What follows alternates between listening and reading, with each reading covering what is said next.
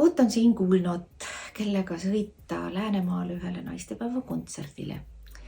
Aga teate, et ootaja aeg on pikk ja seda ootuse igavust on läbi aegade leevendatud lugude jutustamisega. Ja siis mõtlesin ka, et kasutan juhust, räägin teile ühe naistepäeva loo. Ma arvan, et see ei ole väga naiste jutustatud lugu, aga eilsest saadik ta juba kõditab mu meelt ja mõtlesin, et las ta olla, räägin ära teile. Ja lugu räägib sellest, et üks kapten olnud laevaga Inglismaal ja tal tütrel pulmad kodus. Ta oli ise arvestanud, et käib ära ja tuleb tagasi õigeks ajaks, aga ilm ju. Tuult ei olnud ja laev seisis ja ega see ilm ei tule niimoodi tellimise peale. Ja ei olnudki mehel midagi muud teha, kui pidi kuradiga sõlmima tehingu. Ja kurat ütles, kui annad mulle selle, kes sulle sadamas kõigepealt vastu tuleb, siis saad õigeks ajaks pulmaga. Ja kuidas kurat mõtles? Kurat teadis, et kaptenil on väga ilus naine, väga ilus noor kõik niimoodi. Saab ühe toreda naise ja hinge ka koos temaga muidugi. Aga kuidas mõtles kapten, sest et ega tema ei olnud ka ju rumal mees. Tema teadis, et naine tuleb talle kõigepealt sadamas vastu. Aga ta teadis, et naisega tuleb alati kaasa ka nende väike koer ja ega koer siis niimoodi perenaise kõrval käi. Tema kui peremeest näeb, paneb kohe otse maid peremehe juurde.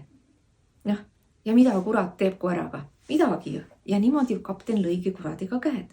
Ja kohe käsutati kõik see meeskond sinna alla laeva kajutitesse ja öeldi, keegi ei piilu, keegi ei vaata. Ja siis hakkas üks hirmus kolin ja mürin seal laevalael ja kõik purjed heisati üles ja siis tuli üks suur must lind. Tuli ja võttis ja hakkas seda laeva vedama ja küll vedas kiiresti ja vägevasti. Aga siis üks laevameestest, see läks oma kajuti lukuaugust nagu piiluma, et mis asi seal on. Ja üks kurat nägi seda ja ütles, sealt tuli paistab. Ja siis tuli selle ukse juurde, puhus sealt lukuaugust sisse ja Mehel kohe silma enam ei olnud ka. Siuke hirmus lugu. Jäigi ühe silmaga. Siis ei julenud enam keegi ei julgenud enam seal midagi. Ei piiluda ega rääkida ega kõik. Aga kurat pidas oma sõna ja õigeks ajaks nad kodusadamasse jõudsid ka. Ja muidugi oli kapteni naine seal sadama silla peal vastas. Aga kes tema kõrval oli? Kapteni ämm.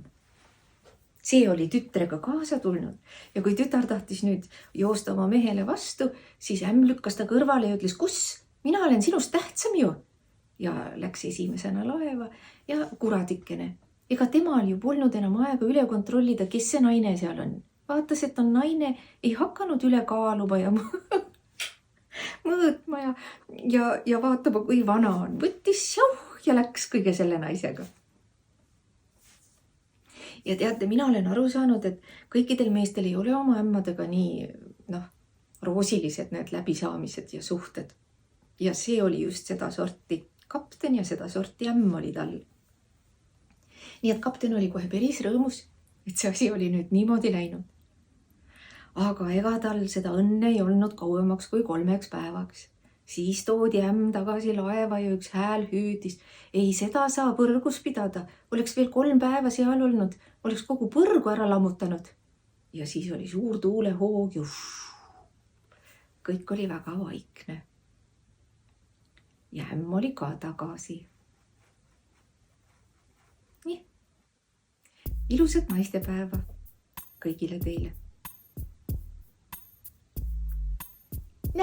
Ja ongi 10 minutit kohe kusagile kadunud. Aga kuhu see aeg kadus?